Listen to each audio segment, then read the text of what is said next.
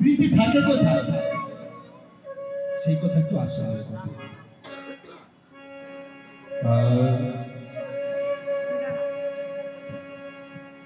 প্রীতি বিধি একে জিতে ভাবিতে ভাবিতে ভাবিতে ভাবিতে নিরমানে করিলেন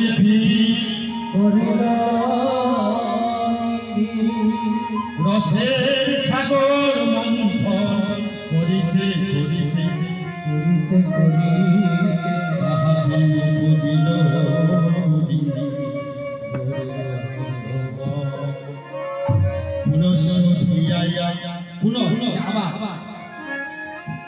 পুনশ্চ ভিয়াইয়া কমিয়া হইলা তাহাতে উপজিল।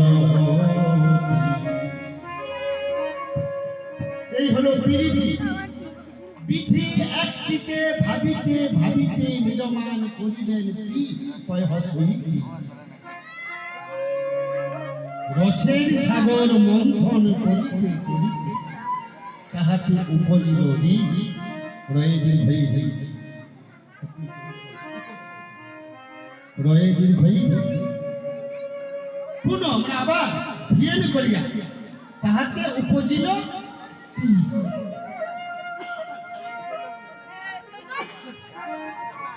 এই হলো প্রীতি। হ্যাঁ মা, প্রীতি থাকে কোথায়? সুন্দর দৃষ্টান্ত। নদীর উপরে জলের বসতি, জলের বসতি, তাহার উপরে ঢেউ, তাহার উপরে ঢেউ, তাহার উপরে প্রীতির স্থিতি বুঝিতে না পারে কেউ।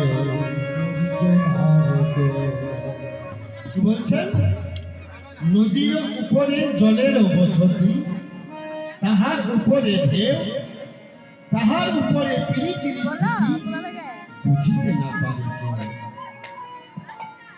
প্রীতির কাজ কি? প্রীতির কাজটা কি বেশ বোঝা গেল।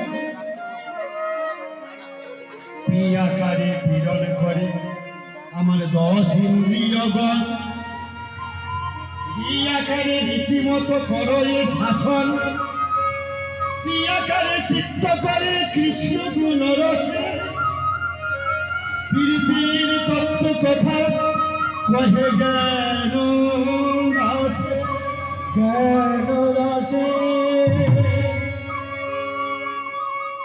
তাই চৈতন্যদেব যে নাম নিয়ে এসেছেন, এই যে আমাদের গোড়া অবতার পদকর্তা সুন্দর লোচন দাসের একটা পদ, গোরে অবতারের আমার গোড়ায় অবতার কেন না ভরি অবতারে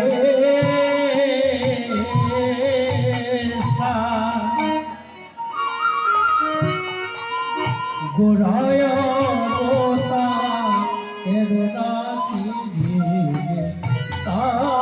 তারে অবতারের গোড়ায় অবতার কেন না ভরি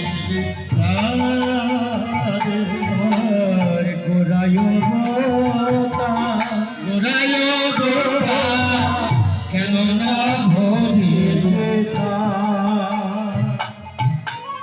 করিলে বা গেল না প্রিয়া মরিলে আপন করিলে বা গেল না।